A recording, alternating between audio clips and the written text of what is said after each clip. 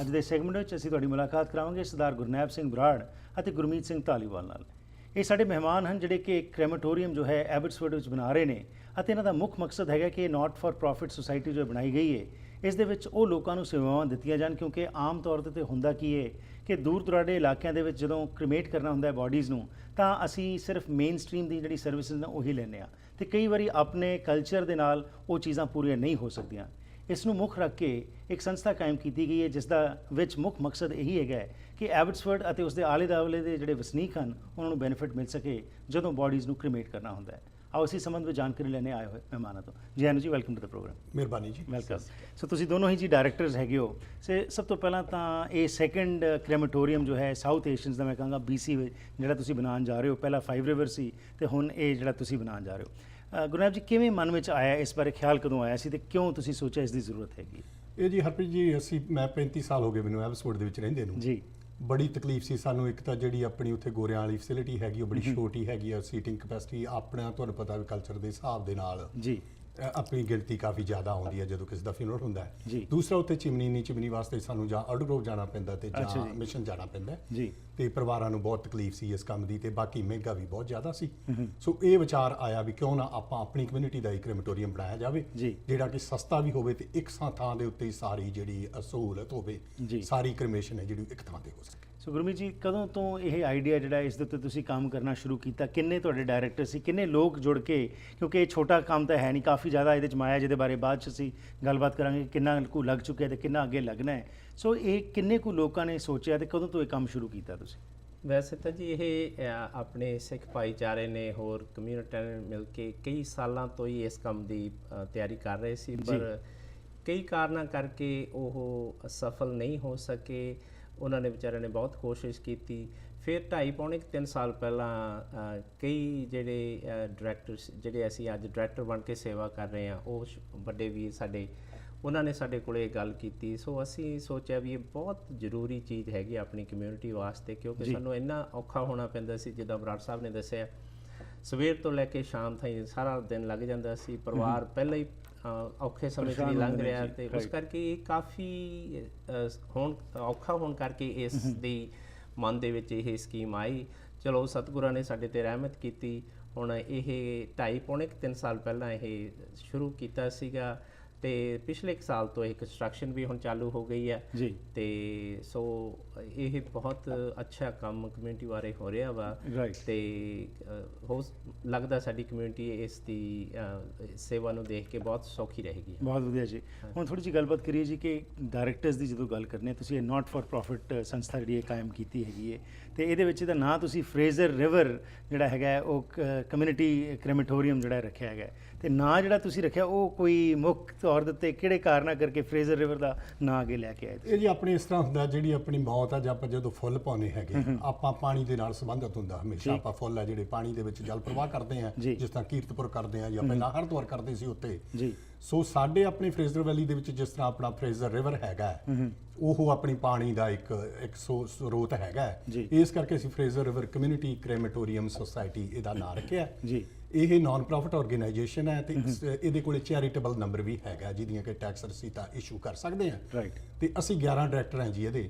11 director ਹੈ ਜਿਹੜੇ ਇਸ ਵੇਲੇ ਕੰਮ ਚਲਾ ਰਹੇ ਆ, ਪਰ ਇਹ ਵੈਸੇ ਜਿਹੜੇ ਮੈਂਬਰਸ਼ਿਪ ਬੇਸਡ ਆਰਗੇਨਾਈਜੇਸ਼ਨ ਹੈ, ਸੁਸਾਇਟੀ ਹੈ ਨਾ ਜਿਹੜੀ, ਉਹ ਮੈਂਬਰਸ ਨੇ ਚਲਾਉਣੀ ਆ, ਨਾ ਕਿ ਕਿਸੇ ਹੋਰ ਸੰਸਥਾ ਦੇ ਥੱਲੇ ਜਾਂ ਗੁਰੂ ਘਰ ਦੇ ਥੱਲੇ ਜਾਂ ਮੰਦਿਰ ਦੇ ਥੱਲੇ ਨਹੀਂ। ਇਹ ਸੰਸਥਾ ਇੱਕ ਇੰਡੀਪੈਂਡੈਂਟ ਬਾਡੀ ਹੈਗੀ। ਸੋ ਜਦੋਂ ਮੈਂਬਰਸ ਦੀ ਗੱਲ ਕਰਨੇ ਉਹਦੇ ਸੰਬੰਧ ਵਿੱਚ ਦੱਸੋ ਕਿ ਮੈਂਬਰ ਕੌਣ ਬਣ ਸਕਦਾ ਜੀ ਇਸ ਦਾ?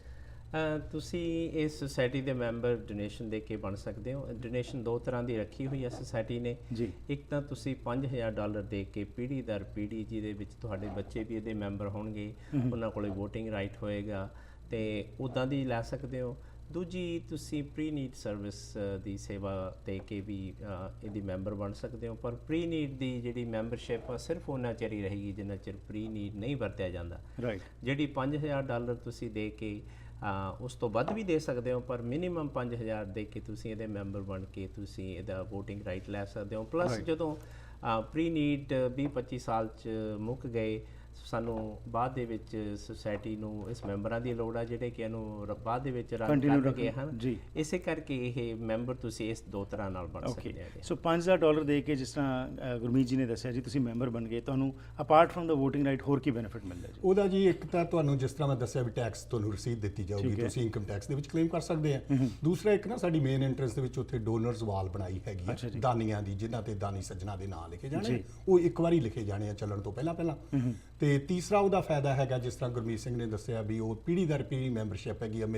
ਮੇਰੀ ਮੈਂਬਰਸ਼ਿਪ ਆ ਮੇਰੀ ਮੌਤ ਤੋਂ ਬਾਅਦ ਮੇਰੇ ਬੱਚੇ ਨੂੰ ਮਿਲ ਜਾਣੀ ਹੈਗੀ ਆ, ਤੇ ਉਹਨਾਂ ਨੇ ਉਸ ਸੁਸਾਇਟੀ ਨੂੰ ਚਲਾਉਣਾ, ਉਹਨਾਂ ਨੇ ਡਾਇਰੈਕਟਰ ਬਣਨਾ, ਉਹਨਾਂ ਕੋਲ ਹੀ VOTING ਰਾਈਟਸ ਹੈਗੇ, ਉਹ ਉਹਨਾਂ ਦਾ ਹੈਗਾ। ਪਰ ਕੀ ਜਿਹੜਾ ਮੈਂਬਰ ਕੋਈ ਬੰਦਾ ਹੈ at the time of funeral, ਜੇ ਘਰ 'ਚ ਕੋਈ ਫਿਊਨਰਲ ਹੁੰਦਾ ਹੈਗਾ ਉਸ ਸਮੇਂ ਕ੍ਰਿਮੇਟ ਜਦੋਂ ਕਰਨਾ ਉਸ ਸਮੇਂ ਕੋਈ ਬੈਨੀਫਿਟ ਮਿਲ ਰਿਹਾ? ਨਹੀਂ ਜੀ, ਉਹਦਾ ਕੋਈ ਬੈਨੀਫਿਟ ਉਹਨੂੰ ਨਹੀਂ, ਕਿ ਉਹਦੇ ਵਿੱਚ ਕੋਈ ਡਿਸਕਾਊਂਟ ਜਾਂ ਕਿਸੇ ਕਿਸਮ ਦਾ ਨਹੀਂ ਹੋਊਗਾ। ਜਿਹੜੀ ਦੂਸਰੀ ਮੈਂਬਰਸ਼ਿਪ ਹੈਗੀ ਉਹ ਲਾਈਫ ਮੈਂਬਰਸ਼ਿਪ ਹੈ, ਜਿਸ ਤਰ੍ਹਾਂ ਗੁਰਮੀਤ ਸਿੰਘ ਨੇ ਦੱਸਿਆ ਵੀ 2000 ਤੁਸੀਂ ਦੇ ਕੇ ਹੁਣ ਜੀ ਤੁਸੀਂ ਉਸ ਸੁਸਾਇਟੀ ਦੇ ਲਾਈਫ ਮੈਂਬਰ ਬਣ ਸਕਦੇ ਆ। ਠੀਕ ਹੈ। ਉਸ ਤੋਂ ਬਾਅਦ ਜਦੋਂ ਇਹ ਚੱਲ ਪੈਂਦਾ ਸਾਡੇ ਕੋਲੇ ਆਪਰੇਟਰਸ ਲਾਇਸੈਂਸ ਮਿਲ ਜਾਂਦਾ ਹੈ, ਉਹ ਲਾਈਫ ਮੈਂਬਰ $1500 ਹੋਰ ਦੇ ਕੇ ਜੀ ਤਾਂ ਉਹ ਇੱਕ ਪ੍ਰੀ ਨੀਡ ਜਿਹਨੂੰ ਆਪਾਂ ਪੰਜਾਬੀ ਸਰਟੀਫਿਕੇਟ ਵੀ ਕਹਿ ਦਿੰਦੇ ਆ, ਜਾਂ ਇੱਕ ਕੰਪਲੀਟ ਜਿਹੜੀ ਫਿਊਨਰਲ ਸਰਵਿਸ ਹੈ ਜੀ, ਉਹ $1500 ਹੋਰ ਦੇ ਕੇ ਸੁਸਾਇਟੀ ਦੇ ਨਾਲ ਸਾਈਨ ਕਰ ਸਕਦੇ ਹੈਗੇ।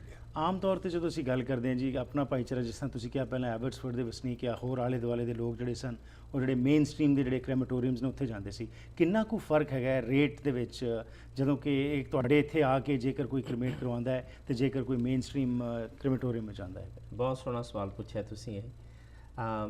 ਜਿਹੜੀ ਵੁੱਡਲਾਨ ਦੇ ਵਿੱਚ ਸਰਵਿਸ ਮਿਲਦੀ ਹੈ ਸਾਨੂੰ, ਅਸੀਂ ਪਿਛਲੇ 25-30 ਸਾਲ ਤੋਂ ਦੇਖ ਰਹੇ ਹਾਂ ਜੀ, ਜਿਹਦੇ ਵਿੱਚ ਕਿਉਂਕਿ ਉਹ ਉਹਨਾਂ ਦਾ ਬਿਜ਼ਨਸ ਹੈਗਾ, they are not non profit organization, ਉਹ $7,900 ਤੋਂ ਲੈ ਕੇ $8,300 ਤੱਕ ਚਾਰਜ ਕਰਦੇ ਨੇ। ਅੱਛਾ ਜੀ। ਤੇ ਤੁਹਾਡਾ ਸਾਰਾ ਦਿਨ ਉੱਥੇ ਖਰਾਬ ਹੋ ਜਾਂਦਾ। ਫੈਸਿਲਿਟੀ ਬਹੁਤ ਛੋਟੀ ਹੈਗੀ ਆ। ਸਾਨੂੰ ਜਦੋਂ ਅਸੀਂ road clear book road cross ਕਰਦੇ ਆ, ਸਾਨੂੰ ਪਹਿਲਾਂ, ਹੁਣ ਤਾਂ ਸਿਟੀ ਨੇ ਉੱਥੇ ਟ੍ਰੈਫਿਕ ਲਾਈਟ ਲਾਈ ਹੈ, ਪਹਿਲਾਂ ਗੋਰੇ ਹਾਰਨ ਮਾਰਦੇ ਸੀ, ਲੋਕ ਹਾਰਨ ਮਾਰਦੇ ਸੀ, ਇਨਕਨਵੀਨੀਅੰਸ ਹੁੰਦਾ ਸੀਗਾ। ਤੇ ਮੀਂਹ ਪੈ ਰਿਹਾ, ਤੁਸੀਂ ਠੰਡ 'ਚ ਬਾਹਰ ਖੜੇ ਹੋ, ਸਨੋ ਪੈ ਰਹੀ ਆ, ਬਾਹਰ ਖੜੇ ਹੋ, ਕਿਉਂਕਿ ਮੌਤ ਦਾ ਮੌਸਮ ਦੇਖਦੇ ਨਹੀਂ, ਅਨਪ੍ਰੈਡਿਕਟੇਬਲ ਹੈਗਾ। ਸੋ ਬਹੁਤ ਹੀ ਤਕਲੀਫਾਂ ਹੁੰਦੀਆਂ ਸੀ, ਪਲੱਸ ਪਰਿਵਾਰ ਦੇ ਉੱਤੇ ਐਡਾ ਵੱਡਾ ਸੰਕਟ ਆਇਆ, ਪਲੱਸ ਤੁਹਾਡਾ $8-9,000 ਲੱਗ ਜਾਣਾ, ਫਿਰ ਸਾਰਾ ਦਿਨ ਭੁੱਖੇ ਧਿਆਏ ਖਰਾਬ ਹੋ ਜਾਣਾ। ਇੱਥੇ ਕਿੰਨੇ ਕੁ ਹੋ ਜਾਏਗਾ ਜੀ ਸਾਰਾ? ਇੱਥੇ ਸਾਡੀ ਕਾਸਟ ਜਿਹੜੀ ਹੈਗੀ ਆ, ਵੈਸੇ ਸੁਸਾਇਟੀ ਇਹਦੇ ਉੱਤੇ ਨੰਬਰ ਤੇ ਵਰਕ ਕਰ ਰਹੀ ਆ, ਪਰ ਜਿਹੜਾ ਤਾਂ ਪ੍ਰੀ ਨੀਡ ਸਰਵਿਸ ਲੈ ਰਿਹਾ ਉਹਨੂੰ ਤਾਂ 3500 ਦੇ ਵਿੱਚ ਹੀ ਹੋਏਗੀ। ਕੋਈ ਐਕਸਪਾਇਰੀ ਡੇਟ ਨਹੀਂ, ਚਾਹੇ 20 ਸਾਲ ਨੂੰ ਵਰਤੋ ਚਾਹੇ 25 ਨੂੰ, ਇਹ ਕਿਉਂਕਿ ਇਹ ਤੁਹਾਡੇ ਵੱਸ ਤੱਕ ਹੈ ਨਹੀਂ। ਤੇ ਉਹ 3500 ਸਬਸਟੈਂਸ਼ੀਅਲ ਡਿਫਰੈਂਸ ਹੈਗਾ ਐਜ਼ ਕੰਪੇਅਰ ਟੂ ਮੇਨਸਟ੍ਰੀਮ, ਜਿਸ ਤਰ੍ਹਾਂ ਤੁਸੀਂ ਕਹਿ ਰਹੇ ਹੋ। ਜੇ ਅੱਜ ਸੁਸਾਇਟੀ ਕੈਲਕੂਲੇਟ ਕਰਕੇ ਇਸ ਨੂੰ ਰਨ ਕਰਦੀ ਹੈ, ਸ਼ੁਰੂ ਕਰਦੀ ਹੈ, ਤਾਂ ਮੇਰਾ ਖਿਆਲ ਆ ਵੀ 5000 ਤੋਂ ਉੱਪਰ ਹੀ ਕਾਸਟ ਹੋਏਗੀ ਥੋੜੀ ਬਹੁਤ। ਰਾਈਟ। ਤੇ so you are still saving money, and apart from that, ਜਿਸ ਤਰ੍ਹਾਂ ਤੁਸੀਂ ਕਿਹਾ ਕਿ ਸਾਰੀ ਸਰਵਿਸਿਜ਼ ਹੈਗੀਆਂ ਨੇ, ਜਿਹਦੇ ਬਾਰੇ ਮੈਂ ਤੁਹਾਡੇ ਤੋਂ ਹੋਰ ਜਾਣਕਾਰੀ ਲਾਂਗਾ ਇਸ ਬਿਲਡਿੰਗ ਬਾਰੇ। ਜਦੋਂ ਸ਼ੁਰੂਆਤ ਕੀਤੀ, ਇਹ ਆਈਡੀਆ ਆਇਆ, ਕੰਮ ਕਰਨਾ ਸ਼ੁਰੂ ਕੀਤਾ, ਆਫ ਕੋਰਸ ਚੈਲੰਜਸ ਤੁਸੀਂ ਜ਼ਰੂਰ ਫੇਸ ਕੀਤੇ ਹੋਣਗੇ, ਉਹਦੇ ਬਾਰੇ ਚਾਹਾਂਗੇ ਕਿ ਜ਼ਰੂਰ ਕਿਵੇਂ ਤੁਸੀਂ ਜਾ ਕੇ ਲੋਕਾਂ ਨੂੰ ਸੈਟੀਸਫਾਈ ਕੀਤਾ ਇਸ ਚੀਜ਼ ਦੇ ਉੱਤੇ, ਕਿ ਕਿਉਂਕਿ ਤੁਸੀਂ ਸਾਰੇ ਜਿਹੜੇ ਵਲੰਟੀਅਰ ਵਜੋਂ ਕੰਮ ਕਰ ਰਹੇ ਹੋ ਇੱਥੇ, ਤੁਸੀਂ ਕੋਈ ਪੈਸਾ ਤਾਂ ਲੈਂਦੇ ਨਹੀਂ ਇਹਦੇ ਵਿੱਚੋਂ, ਤਾਂ ਉਹਦੇ ਵਿੱਚ ਜਾ ਕੇ ਲੋਕਾਂ ਨੂੰ ਇਹ ਸੈਟੀਸਫਾਈ ਕਰਨਾ ਕਿ ਨਹੀਂ ਅਸੀਂ ਇੱਥੇ ਇੱਕ ਨਵਾਂ ਕ੍ਰੈਮੇਟੋਰੀਅਮ ਬਣਾਈਏ, ਜਦ ਕਿ ਇੱਕ ਆਲਰੇਡੀ ਐਗਜ਼ਿਸਟ ਕਰਦਾ ਹੈਗਾ BC ਦੇ ਵਿੱਚ ਹੀ, ਜਿਹੜੇ ਸਾਊਥ ਏਸ਼ੀਅਨ ਚਲਾ ਰਹੇ ਨੇ, ਉਹਦੇ ਬਾਰੇ ਦੱਸੋ ਗੁਰਨੈਬ ਜੀ ਥੋੜ੍ਹਾ। ਉਹ ਜੀ ਜਿਸ ਤਰ੍ਹਾਂ ਡੈਲਟਾ ਫੈਸਿਲਿਟੀ ਬਹੁਤ ਵਧੀਆ ਹੈਗੀ, ਅਸੀਂ ਧੰਨਵਾਦੀ ਹਾਂ ਇਹਨਾਂ ਦੇ, ਜਿਨ੍ਹਾਂ ਬੰਦਾ ਨੇ ਇਹਨਾਂ ਨੇ ਕੋਸ਼ਿਸ਼ ਕਰਕੇ ਬਣਾਇਆ ਹੈ ਜੀ। ਪਰ ਉਹ ਇੱਕ ਤਾਂ ਹੁਣ ਬਿਜ਼ੀ ਬਹੁਤ ਜ਼ਿਆਦਾ ਹੈ, ਡੈਲਟਾ ਫੈਸਿਲਿਟੀ ਹੈ ਜਿਹੜੀ। ਦੂਸਰੀ ਸਾਨੂੰ ਦੂਰ ਬੜੀ ਪੈਂਦੀ ਹੈ ਉੱਥੋਂ ਨਾ ਜਿਹੜੀ, ਕਿਉਂਕਿ ਹੁਣ ਆਪਣੀ ਦਿਨੋਂ ਦਿਨ ਆਬਾਦੀ ਜਿਹੜੀ ਕਾਫੀ ਵੱਧ ਰਹੀ ਹੈ, ਇਸ ਕਰਕੇ ਮਤਲਬ ਉਸ ਏਰੀਏ ਦੇ ਵਿੱਚ ਵੀ ਲੋੜ ਸੀ ਸਾਨੂੰ ਕਿ ਉਸ ਏਰੀਏ ਨੂੰ ਸਰਵ ਕਰਨ ਵਾਸਤੇ ਵੀ ਕੋਈ ਫੈਸਿਲਿਟੀ ਹੋਵੇ। ਠੀਕ। ਤੇ ਉਹਦੇ ਵਾਸਤੇ ਅਸੀਂ ਸ਼ੁਰੂ ਦੇ ਵਿੱਚ ਕੀ ਹੋਇਆ, ਕਿਉਂਕਿ ਉੱਥੇ ਇੱਕੋ ਜ਼ੋਨਿੰਗ ਹੈ C4 ਐਬਸਫੋਰਡ ਦੇ ਵਿੱਚ, ਜਿੱਥੇ ਤੁਸੀਂ ਦੋਵੇਂ ਚੀਜ਼ਾਂ ਅਸੈਂਬਲੀ, ਤੁਸੀਂ ਬੈਂਚ ਵੀ ਲਾ ਸਕਦੇ, ਹਾਲ ਬਣਾ ਸਕਦੇ ਆ, ਤੇ ਜਿਹਨੂੰ ਰਿਟੋਰਟਸ ਆਪਾਂ ਜਿਹਨੂੰ ਮਸ਼ੀਨਾਂ ਕਹਿੰਦੇ ਆ ਉਹ ਵੀ ਲਾ ਸਕਦੇ ਆ। ਉਹ ਜ਼ਮੀਨ ਲੱਭਣੀ ਬੜੀ ਮੁਸ਼ਕਲ ਕੰਮ ਸੀ ਉਸ ਜ਼ੋਨਿੰਗ, ਪ੍ਰੋਪਰ ਜ਼ੋਨਿੰਗ ਦੇ ਵਿੱਚ, ਕਿਉਂਕਿ ਜੇ ਤੁਸੀਂ ਦੂਜੀ ਜ਼ੋਨਿੰਗ ਦੇ ਵਿੱਚ ਜਾਂਦੇ ਆ ਤਾਂ ਉਹ ਤੁਹਾਡੀ ਜ਼ੋਨਿੰਗ ਚੇਂਜ ਕਰਾਉਣੀ ਬਹੁਤ ਔਖੀ ਆ ਮਿਊਨਿਸਪੈਲਿਟੀ ਤੋਂ। ਤੇ ਸੋ ਸਾਨੂੰ ਕੁਦਰਤ ਨੇ ਸਾਡਾ ਕੋਈ ਸਾਥ ਵੀ ਦਿੱਤਾ, ਸਾਨੂੰ ਪ੍ਰੋਪਰ ਜ਼ੋਨਿੰਗ ਵਾਲੀ ਪ੍ਰਾਪਰਟੀ ਸਾਨੂੰ ਮਿਲ ਗਈ। ਉਹ ਪ੍ਰਾਪਰਟੀ ਅਸੀਂ ਹੋਲਡ ਕਰ ਲਈ। ਕੋਈ ਇਹ ਗੱਲ ਹੈਗੀ ਆ 2011 ਦੇ ਸ਼ੁਰੂ ਦੇ ਵਿੱਚ। ਫਿਰ ਅਸੀਂ ਕਮਿਊਨਿਟੀ ਕੋਲ ਗਏ 3 ਮਹੀਨਿਆਂ ਵਾਸਤੇ ਹੋਲਡ ਕਰਨ ਤੋਂ ਬਾਅਦ ਵੀ ਆਹ ਸਾਡੇ ਕੋਲ ਪ੍ਰਾਪਰਟੀ ਹੈਗੀ, ਵੀ ਜੇ ਤੁਸੀਂ ਸਾਡਾ ਸਾਥ ਦਿੰਦੇ ਆ ਤਾਂ ਕਮਿਊਨਿਟੀ ਨੇ ਡਾਲਰਾਂ ਦੇ ਸਾਡੇ ਮੂਹਰੇ ਢੇਰ ਲਾਤੇ। ਤੇ ਉਹ ਅਸੀਂ ਫਿਰ ਪ੍ਰਾਪਰਟੀ ਵੰਡਰਫੁਲ ਜੀ। ਇਹਦੇ ਬਾਰੇ ਹੋਰ ਗੱਲਬਾਤ ਕਰਨੀ ਹੈ ਜੀ ਕਿ ਹੁਣ ਕਿਸ ਸਟੇਜ ਤੇ ਪਹੁੰਚਿਆ ਤੁਹਾਡਾ ਇਹ ਪ੍ਰੋਜੈਕਟ, ਕਦੋਂ ਤੱਕ ਤੁਸੀਂ ਇੱਥੇ ਸਰਵਿਸਿਜ਼ ਜਿਹੜੀਆਂ ਉਹਨੂੰ ਸ਼ੁਰੂ ਕਰ ਦੋਗੇ, ਤੇ ਨਾਲ ਕਿੰਨੀ ਕੁ ਮਾਇਲ ਲੱਗ ਚੁੱਕੀ ਹੈ, ਤੇ ਇੱਥੇ ਕਿਹੜੀਆਂ ਸਰਵਿਸਿਜ਼ ਤੁਸੀਂ ਲੋਕਾਂ ਨੂੰ ਦੋਗੇ, ਇਸ ਬਾਰੇ ਗੱਲ ਕਰਨੀ ਹੈ ਇਸ ਬ੍ਰੇਕ ਤੋਂ ਬਾਅਦ।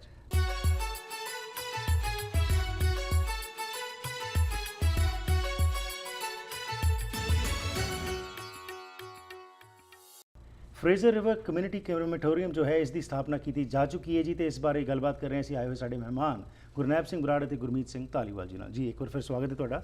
ਸੋ ਬ੍ਰੇਕ ਤੋਂ ਪਹਿਲਾਂ ਜੋ ਮੈਂ ਗੱਲ ਤੁਹਾਡੇ ਨਾਲ ਕਰ ਰਿਹਾ ਸੀ ਕਿ ਇਹ ਚੈਲੰਜਸ ਨੂੰ ਫੇਸ ਕਰਕੇ ਲੋਕਾਂ ਨੇ ਤੁਹਾਡਾ ਪੂਰਾ ਸਾਥ ਦਿੱਤਾ, ਜਿਸ ਕਰਕੇ ਅੱਜ ਤੁਸੀਂ ਉਸ ਲੈਵਲ ਤੇ ਪਹੁੰਚ ਗਏ ਹੋ ਕਿ ਛੇਤੀ ਹੀ ਇਹ ਸਰਵਿਸਿਜ਼ ਵੀ ਇੱਥੇ ਹੋ ਜਾਣਗੀਆਂ ਸ਼ੁਰੂ। ਇਹਦੇ ਬਾਰੇ ਥੋੜ੍ਹਾ ਜਿਹਾ ਦੱਸੋ ਕਿ ਕਿੰਨਾ ਏਰੀਆ ਤੁਸੀਂ ਕਵਰ ਕੀਤਾ ਅਤੇ ਕਿਹੜੀਆਂ ਫੈਸਿਲਿਟੀਜ਼ ਪ੍ਰੋਵਾਈਡ ਕਰੋ ਗੁਰਮੀਤ ਜੀ। ਇਹ ਜਿਹੜੀ ਬਿਲਡਿੰਗ ਹੈਗੀ ਐਗਜ਼ਿਸਟਿੰਗ ਬਿਲਡਿੰਗ ਸੀ ਕਿ ਜਿਹਨੂੰ ਕਿ ਆਪਾਂ ਰੈਨੋਵੇਟ ਕਰਕੇ ਬਣਾਇਆ ਹੈਗਾ ਜੀ, ਤੇ ਇਹਦੇ ਵਿੱਚ ਆਪਾਂ 2 ਬਹੁਤ ਵੱਡੇ ਹਾਲ ਰੱਖੇ ਨੇ ਜਿਨ੍ਹਾਂ ਦੀ ਕਿ ਸੀਟਿੰਗ ਕਪੈਸਿਟੀ ਅਰਾਊਂਡ 750-800 ਦੇ ਕਰੀਬ ਹੈਗੀ ਆ। ਅੱਛਾ ਜੀ। ਪਰ ਅੰਦਰ ਬਹੁਤ ਜਗ੍ਹਾ ਹੈਗੀ ਹੈ ਖੜਨ ਵਾਸਤੇ ਵੀ, ਪਾਰਕਿੰਗ 141 ਪਾਰਕਿੰਗ ਹੈਗੀਆਂ ਨੇ, ਤੇ ਪਲੱਸ ਇਹਦੇ ਵਿੱਚ 3 ਆਪਾਂ ਚਿਮਨੀਆਂ ਲਾਈਆਂ ਨੇ, ਤੇ ਇੱਕ ਉੱਪਰ ਜਿੱਥੇ ਬੈਥ ਸੈਰੇਮਨੀ ਕਰਨੀ ਉਹਦਾ ਕਾਫੀ ਵੱਡਾ ਹਾਲ ਰੱਖਿਆ ਜੀ। ਤੇ ਮਤਲਬ ਇਹਦੇ ਵਿੱਚ ਅਸੀਂ ਦਿਨ ਦੇ ਵਿੱਚ 7-8 ਫਿਊਨਰਲ ਕਰ ਸਕਾਂਗੇ ਤੇ ਬਹੁਤ ਜਲਦੀ ਇਹ ਸ਼ੁਰੂ ਕਰ ਰਹੇ ਹਾਂ। ਅਸੀਂ ਜੁਲਾਈ ਦੇ ਐਂਡ ਤੱਕ ਇਹ ਸੋਚ ਰਹੇ ਸੀ, ਪਰ ਹੋ ਸਕਦਾ ਜੁਲਾਈ ਅਗਸਤ ਦਾ ਪਹਿਲਾ ਜਾਂ ਦੂਜਾ ਹਫ਼ਤਾ ਹੋ ਜਾਏ। ਬੇਸਿਕਲੀ ਇਨਸਾਈਡ ਦਾ ਕੰਮ ਸਾਰਾ ਜੁਲਾਈ ਦੇ ਵਿੱਚ ਖਤਮ ਹੋ ਜਾਊਗਾ। ਕਈ ਵਾਰੀ ਕੋਈ ਟੈਕਨੀਕਲ ਇਸ਼ੂ ਹੁੰਦਾ, ਗੈਸ ਦਾ ਕੋਈ ਰਿਟੋਰਟ ਨੂੰ ਟੈਸਟ ਕਰਨ ਦਾ ਜਾਂ ਸਿਟੀ ਕਨੀਓ, ਉਸ ਕਰਕੇ ਸਾਨੂੰ ਲੱਗਦਾ ਸ਼ਾਇਦ ਅਗਸਤ ਦਾ ਪਹਿਲਾ ਜਾਂ ਦੂਜਾ। ਸਿਟੀ ਦੀ ਜਿੱਥੇ ਗੱਲ ਕਰਦੇ ਜੀ, ਸਿਟੀ ਵੱਲੋਂ ਕਿਹੋ ਜਿਹਾ ਸਹਿਯੋਗ ਮਿਲਿਆ ਤੇ ਨਾਲ ਜਿਸ ਤਰ੍ਹਾਂ ਹੁਣ ਸਟਰਕਚਰ ਖੜਾ ਹੋ ਚੁੱਕਿਆ, ਜਿਹੜਾ ਪਹਿਲਾਂ ਸੀ ਉਹਨੂੰ ਹੀ ਤੁਸੀਂ ਮੋਡੀਫਾਈ ਕਰਤਾ ਹੈਗਾ, ਤੇ ਇਹਦੇ ਵਿੱਚ ਕੀ ਕਲਚਰਲ ਸੈਂਸਿਟਿਵਿਟੀ, ਕਿਉਂਕਿ ਸਿੱਖ ਹਿੰਦੂ ਜ਼ਿਆਦਾਤਰ ਪਰਿਵਾਰ ਇੱਥੇ ਜਿਹੜੇ ਆਉਣਗੇ, ਆਪਣੀਆਂ ਧਾਰਮਿਕ ਕਿਰਿਆਵਾਂ ਜਿਹੜੀਆਂ ਕਰਨੀਆਂ ਹੁੰਦੀਆਂ ਨੇ ਉਸ ਨੂੰ ਵੀ ਮੁੱਖ ਰੱਖ ਕੇ ਸਾਰਾ ਤੁਸੀਂ ਫੋਕਸ ਕਰਕੇ ਕੰਮ ਕੀਤਾ ਹੈਗਾ। ਹਾਂਜੀ ਬਿਲਕੁਲ। ਉੱਥੇ ਅਸੀਂ ਜਿਹੜਾ ਕਿਉਂਕਿ ਜ਼ਿਆਦਾਤਰ ਤੁਹਾਨੂੰ ਪਤਾ ਵੀ ਸਿੱਖ ਜਾਂ ਹਿੰਦੂ ਜਾਂ ਬੁੱਧ ਧਰਮ ਨਾਲ ਸੰਬੰਧਿਤ ਜਾਂ ਕੁਝ ਬੰਦੇ ਜਿਹੜੀ ਕ੍ਰਿਸਚੀਅਨ ਫੇਥ ਦੇ ਵਿੱਚ ਵੀ ਅੱਜ ਕੱਲ੍ਹ ਕ੍ਰਿਮੇਸ਼ਨ ਕਰਨ ਲੱਗ ਗਏ ਹੈਗੇ ਜੀ। ਸੋ ਅਸੀਂ ਉਹਦੇ ਨਾਲ ਕ੍ਰਿਮੇਸ਼ਨ ਦੇ ਨਾਲ ਸੰਸਕਾਰ ਕਰਨ ਦੇ ਨਾਲ ਜਿਹੜੀਆਂ ਕਾਉਂਸਲਿੰਗ ਸਰਵਿਸ ਵਗੈਰਾ ਦਾ ਵੀ ਖਿਆਲ ਰੱਖਿਆ ਵੀ ਜਿਹੜਾ ਜਦੋਂ ਦੁੱਖ ਦੇ ਵਿੱਚ ਪਰਿਵਾਰ ਹੁੰਦਾ ਤਾਂ ਉਹਨੂੰ ਢਾਰਸ ਦੇਣ ਵਾਸਤੇ ਕੋਈ ਸਾਈਕੋਲੋਜਿਸਟ ਜਾਂ ਜਿਹੜੇ ਬੰਦੇ ਉਹਨਾਂ ਦੀ ਸੇਵਾ ਲਈ ਜਾਵੇ, ਕਿਉਂਕਿ ਪਰਿਵਾਰ ਦਾ ਜਿਹੜਾ ਦੁੱਖ ਆ ਥੋੜਾ ਬਹੁਤਾ ਘੱਟ ਕੀਤਾ ਜਾ ਸਕੇ। ਐਂਡ ਸਿਟੀ ਵੱਲੋਂ ਕਿਹੋ ਜਿਹਾ ਸਹਿਯੋਗ ਰਿਹਾ? ਸਿਟੀ ਵੱਲੋਂ ਜੀ ਸਾਨੂੰ ਕੋਈ ਬਹੁਤੇ ਸਹਿਯੋਗ ਦੀ ਲੋੜ ਨਹੀਂ ਪਈ, ਕਿ ਕੋਈ ਜਿਸ ਤਰ੍ਹਾਂ ਮੈਂ ਤੁਹਾਨੂੰ ਪਹਿਲਾਂ ਦੱਸਿਆ ਸਾਡੇ ਜ਼ੋਨਿੰਗ ਹੋਈ ਸੀ, ਸਾਨੂੰ ਸਿਟੀ ਕਾਉਂਸਲ ਕੋਲੇ ਜਾਣ ਦੀ ਲੋੜ ਨਹੀਂ ਪਈ। ਸਿਰਫ ਬਿਊਰੋਕ੍ਰੇਸੀ ਲੈਵਲ ਤੇ ਸਿਟੀ ਦੇ ਸਟਾਫ ਦੇ ਨਾਲ ਸਾਡੇ ਇੰਜੀਨੀਅਰ ਆ ਜਿਹੜੇ ਉਹਨਾਂ ਨੇ ਡੀਲ ਕੀਤਾ ਹੈਗਾ, ਤੇ ਸਿਟੀ ਵੱਲੋਂ ਰਿਸਪੌਂਸ ਸਾਨੂੰ ਬਹੁਤ ਵਧੀਆ ਹੈਗਾ। ਸਾਡੀ ਉਹ ਲੋਕੇਸ਼ਨ ਬੜੀ ਉਹਨਾਂ ਨੂੰ ਸਿਟੀ ਨੂੰ ਪਸੰਦ ਆਈ, ਕਿਉਂਕਿ ਉਹ ਬੜੇ ਨਵੇਕਲੇ ਜਿਹੇ ਥਾਂ ਦੇ ਉੱਤੇ ਆ, ਕਿਸੇ ਨੂੰ ਬਹੁਤੀ ਡਿਸਟਰਬੈਂਸ ਨਹੀਂ ਗਈ ਉਹਦੇ ਚ। ਸੋ ਸਿਟੀ ਦਾ ਬਿਊਰੋਕ੍ਰੇਸੀ ਸਿਟੀ ਦਾ ਸਾਨੂੰ ਪੂਰਾ ਸਹਿਯੋਗ ਹੈ। ਗੁਰਮੀਤ ਜੀ, ਜਿਹੜੀ ਚਿਮਨੀਆਂ ਦੀ ਤੁਸੀਂ ਜ਼ਿਕਰ ਕੀਤਾ ਹੈਗਾ, ਇਹ ਚਿਮਨੀਆਂ ਜਿਹੜੀਆਂ ਲਾਈਆਂ ਗਈਆਂ ਨੇ ਇਹਦੀ ਕੀ ਕੈਪੈਸਿਟੀ ਕੀ ਹੈਗੀ ਹੈ, ਤੇ ਨਾਲ ਕੀ ਇਹ ਇੱਥੋਂ ਈਜ਼ੀਲੀ ਅਵੇਲੇਬਲ ਸੀ ਸਾਰਾ ਕੁਝ ਜੋ ਤੁਸੀਂ ਇਕੱਠਾ ਕੀਤਾ? ਕਿਉਂਕਿ ਅਗੇਨ ਜਿਸ ਤਰ੍ਹਾਂ ਆਪਣਾ ਕੁਝ ਹੋਰ ਤਰੀਕੇ ਨਾਲ ਤੁਸੀਂ ਕਿਹਾ ਕਿ ਅਸੀਂ ਸੋਚ ਨਾਲ ਬਣਾ ਰਹੇ ਹਾਂ, ਕਾਉਂਸਲਿੰਗ ਵੀ ਵੱਖਰੀ, ਉਸ ਤੋਂ ਇਲਾਵਾ ਜਿਹੜੇ ਕਮਰੇ ਬਣਾ ਰਹੇ ਉੱਥੇ ਕੁਝ ਸਰਵਿਸਿਜ਼ ਦੇਣ ਵਾਸਤੇ ਗਿਆਨੀ ਜੀ ਜਾਂ ਪੰਡਿਤ ਜੀ ਵਾਸਤੇ ਕੁਝ ਇਹੋ ਜਿਹੀਆਂ ਸਰਵਿਸ ਜਿਹੜੀਆਂ ਰੱਖ ਲਓ, ਇਹਦੇ ਮਤਲਬ ਦੱਸੋ ਥੋੜ੍ਹਾ। ਜਿਹੜੀਆਂ ਤੁਸੀਂ ਚਿਮਨੀਆਂ ਬਾਰੇ ਗੱਲ ਕੀਤੀ ਹੈ, ਇਹਨਾਂ ਦੀ ਜਿਹੜੀ ਕੈਪੈਸਿਟੀ ਹੈਗੀ ਆ, ਇੱਕ ਚਿਮਨੀ ਦਿਨ ਦੇ ਵਿੱਚ 4-5 ਫਿਊਨਰਲ ਕਰ ਸਕਦੀ ਹੈ। ਸੋ ਆਪਣੇ ਕੋਲ 3 ਹੈਗੀਆਂ ਨੇ। ਇਹ ਬੜੀਆਂ ਹਾਈ ਟੈਕਨੋਲੋਜੀ ਦੇ ਬੇਸ ਤੇ ਇਹ ਮਸ਼ੀਨਾਂ ਰਿਟੋਰਟਸ ਬਣੀਆਂ ਹੋਈਆਂ। ਵੇਟ ਦੇ ਹਿਸਾਬ ਨਾਲ ਉਹਨਾਂ ਨੇ ਕੈਲੀਬਰ ਹੋ ਕੇ ਆਪਣੇ ਆਪ ਗੈਸ ਕਿਕ ਇਨ ਕਰਨੀ ਹੈ, ਟਾਈਮ ਕਿਕ ਕਰਨਾ ਹੈਗਾ। ਸੋ ਬਹੁਤ ਹਾਈ ਐਫੀਸ਼ੀਐਂਸੀ ਇਹ ਮਸ਼ੀਨਾਂ ਹੈਗੀਆਂ ਨੇ। ਇਹ ਕਾਫੀ ਐਕਸਪੈਂਸਿਵ ਵੀ ਆਈਆਂ ਹੈਗੀਆਂ ਨੇ, ਤੇ ਆਪਣੇ ਕੋਲੇ ਚੌਥੀ ਲਾਉਣ ਵਾਸਤੇ ਰੂਮ ਵੀ ਹੈਗਾ ਜੇ ਲੋੜ ਪਈ। ਪਲੱਸ ਗਿਆਨੀ ਜੀ ਵਾਸਤੇ, ਪੰਡਿਤ ਜੀ ਵਾਸਤੇ, ਜਾਂ ਜੋ ਵੀ ਸਾਡੇ ਸਤਿਕਾਰਯੋਗ ਹੋਣਗੇ ਗਿਆਨੀ ਜੀ, ਉਹਨਾਂ ਵਾਸਤੇ ਅੱਡ ਕਮਰਾ ਬਣਾਇਆ ਹੋਇਆ। ਉਹ ਟਾਈਮ ਵੀ ਫੈਮਿਲੀ ਦੇ ਨਾਲ ਸਪੈਂਡ ਕਰ ਸਕਣਗੇ, ਅਰਦਾਸ ਵੀ ਉੱਥੇ ਕਰਨਗੇ, ਜਾਂ ਜੋ ਵੀ ਹੋਏਗਾ ਉਹ ਸਾਰਾ ਕੁਝ ਉਸ ਸਾਰੇ ਹੀ ਅੰਡਰ ਵਨ ਕਵਰ ਜਿਹੜਾ ਹੈ ਸਾਰਾ ਤੁਸੀਂ ਪ੍ਰੋਵਾਈਡ ਕਰ ਰੱਖਿਆ ਹੋਇਆ ਹੈ। ਹੁਣ ਗੱਲ ਮੇਨ ਜਿਹੜੀ ਕਿ ਹੁਣ ਤੱਕ ਕਿੰਨੀ ਮਾਇਆ ਲੱਗ ਚੁੱਕੀ ਹੈ ਤੇ ਅੱਗੇ ਕੀ ਤੁਸੀਂ ਚਾਹ ਰਹੇ ਹੈਗੇ? ਮਾਇਆ ਜੀ, ਇਹ ਟੋਟਲ ਪ੍ਰੋਜੈਕਟ ਹਰਪ੍ਰੀਤ ਸਿੰਘ ਜੀ ਕੋਈ 6.5 ਮਿਲੀਅਨ ਦਾ ਹੈਗਾ, 65 ਲੱਖ ਡਾਲਰ ਦਾ ਜੀ। ਜਿਹੜੀ ਕਿ ਬਿਲਡਿੰਗ ਅਸੀਂ 2.8 ਦੇ ਵਿੱਚ ਕੰਪਲੀਸ਼ਨ ਕਾਸਟ ਪਾ ਕੇ 38 ਲੱਖ ਦੇ ਵਿੱਚੋਂ ਪਈ ਆਪਾਂ ਨੂੰ ਬਿਲਡਿੰਗ ਤੇ ਜਿਹੜੀ ਜ਼ਮੀਨ ਹੈਗੀ ਹੈ, ਤੇ ਉਹਦੇ ਉੱਤੇ ਜਿਹੜਾ ਉੱਪਰ ਕੋਈ 35 ਲੱਖ ਜਾਂ ਜਿਹਨੂੰ ਆਪਾਂ 3.5 ਮਿਲੀਅਨ 3.5 ਮਿਲੀਅਨ ਆਪਣਾ ਲੱਗਣਾ ਹੈਗਾ ਜੀ। ਤੇ ਹੁਣ ਤੱਕ ਕਮਿਊਨਿਟੀ ਵੱਲੋਂ ਕੋਈ ਤਕਰੀਬਨ 3.5 ਮਿਲੀਅਨ 35 ਲੱਖ ਡਾਲਰ ਸਾਨੂੰ ਆ ਚੁੱਕਿਆ ਹੈਗਾ। ਵਾਓ। ਤੇ ਕੁਛ ਅਸੀਂ ਮੋਰਗੇਜ ਵਗੈਰਾ ਦਾ ਅਰੇਂਜ ਕਰਿਆ ਹੋਇਆ, ਪਰ ਪੈਸੇ ਹੁਣ ਜਿਹੜਾ ਆਖਰੀ ਪੜਾਅ ਦੇ ਉੱਤੇ ਆ, ਸਾਨੂੰ ਪੈਸਿਆਂ ਦੀ ਹੁਣ ਅਜੇ ਵੀ ਲੋੜ ਹੈ 6-7 ਲੱਖ ਦੀ ਜੀ। ਤੇ ਅਸੀਂ ਚਾਹੁੰਦੇ ਹਾਂ ਵੀ ਜਿਹੜੇ ਅਜੇ ਐਬਸਪੋਰਟ ਤੇ ਮਿਸ਼ਨ ਨੇ ਤਾਂ ਕਾਫੀ ਯੋਗਦਾਨ ਪਾਇਆ ਹੈ ਜੀ। ਜਿਹੜੇ ਦੂਸਰੇ ਫਰੇਜ਼ਰ ਰਿਵਰ ਨਾਲ ਲੱਗਦੇ ਇਲਾਕੇ ਆ, ਜਿਸ ਤਰ੍ਹਾਂ ਲੈਂਗਲੀ ਹੈ, ਮੇਪਲ ਰਿਜ ਹੈ, ਚਿਲਾਵੈਕ ਹੈ, ਜਿਨ੍ਹਾਂ ਨੂੰ ਅਸੀਂ ਸਰਵਿਸ ਦੇਣੀ ਹੈ, ਲੈਂਗਲੀ ਹੈਗੀ ਹੈ, ਉਹਨਾਂ ਨੂੰ ਅਸੀਂ ਬੇਨਤੀ ਕਰਦੇ ਹਾਂ ਕਿ ਉਹ ਵੀ ਸਾਡੇ ਨਾਲ ਰਲ ਜਾਣ, ਤੇ ਨਾਲੇ ਆਪਾਂ ਇਹਨੂੰ ਜਿਹੜਾ ਬਾਕੀ ਦਾ ਰਹਿੰਦਾ ਕੰਮ ਹੈ ਇੱਕ ਧੱਕਾ ਹੋਰ ਲਾ ਕੇ ਇਹਨੂੰ ਸਿਰੇ ਚੜ੍ਹ ਦਈਏ। ਸੋ ਇਹਦੇ ਵਾਸਤੇ ਜੇਕਰ ਕੋਈ ਜਾਂ ਕੰਟਰੀਬਿਊਟ ਕਰਨਾ ਚਾਹੇ, ਕੋਈ ਹੋਰ ਇਨਫੋਰਮੇਸ਼ਨ ਲੈਣਾ ਚਾਹੇ, ਉਹ ਕਿੱਥੋਂ ਇਨਫੋਰਮੇਸ਼ਨ ਮਿਲ ਸਕਦੀ ਹੈ? ਉਹ ਸਾਨੂੰ ਕਿਸੇ ਵੀ ਡਾਇਰੈਕਟਰ ਨੂੰ ਫੋਨ ਕਰ ਸਕਦੇ ਨੇ ਜੀ। ਅਸੀਂ 11 ਡਾਇਰੈਕਟਰ ਹੈਗੇ ਆ। ਪੰਜਾਬੀ ਪੱਤਰਕਾਰ ਦੇ ਵਿੱਚ ਸਾਡੀ ਐਡ ਆਉਂਦੀ ਆ, ਸਾਰਿਆਂ ਦੇ ਫੋਨ ਵੀ ਲਿਖਿਆ ਹੋਇਆ। ਇੱਕ ਵਾਰ ਅਸੀਂ ਤੁਹਾਨੂੰ ਫੇਰ ਫੋਨ ਦੱਸ ਦਿੰਦੇ ਆ। ਮੇਰਾ ਨਾਮ ਗੁਰਮੀਤ ਸਿੰਘ ਧਾਲੀਵਾਲ, ਮੈਂ ਮਿਸ਼ਨ ਰਹਿਣਾ। ਮੇਰਾ ਸੈੱਲ ਨੰਬਰ ਹੈਗਾ 6045568949 ਗੁਰਨੈਬ ਬਰਾੜ ਇਹ ਐਵਸਪੋਰਟ ਰਹਿੰਦੇ ਨੇ, ਇਹਨਾਂ ਦਾ ਹੈਗਾ 6043091818 ਜੀ। ਇਹ ਸਾਰੇ ਨੰਬਰ ਇਹਨਾਂ ਨੂੰ ਮਿਲ ਸਕਦੇ ਆ।